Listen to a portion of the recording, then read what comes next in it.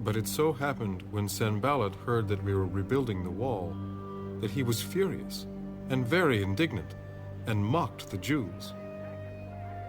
And he spoke before his brethren and the army of Samaria. What are these feeble Jews doing? Will they fortify themselves? Will they offer sacrifices? Will they complete it in a day? Will they revive the stones from the heaps of rubbish, stones that are burned? Now Tobiah the Ammonite was beside him.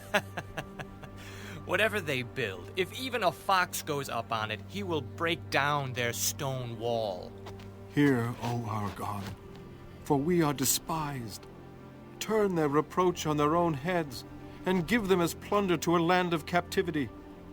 Do not cover their iniquity, and do not let their sin be blotted out from before you.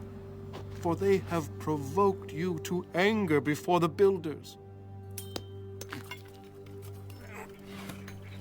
So we built the wall, and the entire wall was joined together up to half its height, for the people had a mind to work.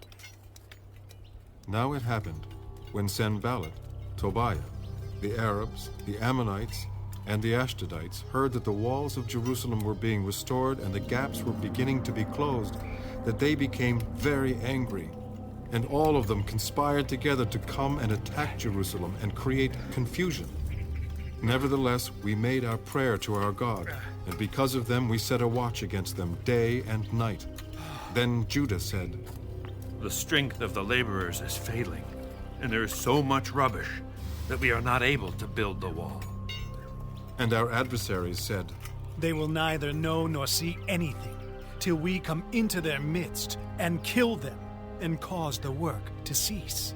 So it was, when the Jews who dwelt near them came, that they told us 10 times, From whatever place you turn, they will be upon us.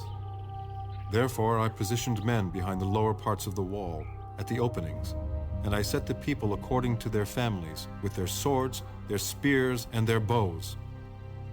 And I looked, and arose and said to the nobles, to the leaders, and to the rest of the people, Do not be afraid of them.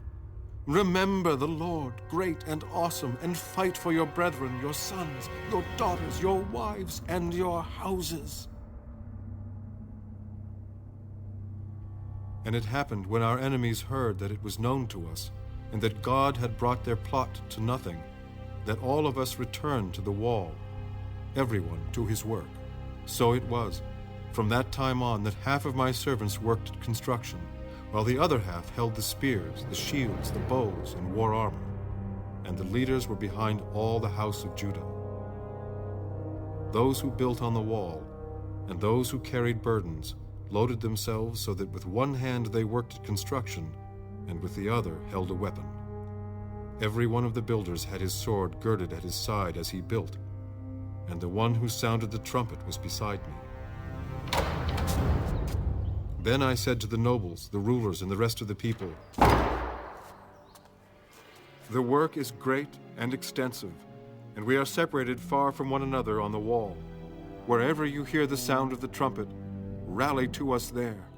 Our God will fight for us. So we labored in the work, and half of the men held the spears from daybreak until the stars appeared. At the same time I also said to the people, Let each man and his servant stay at night in Jerusalem, that they may be our guard by night and a working party by day.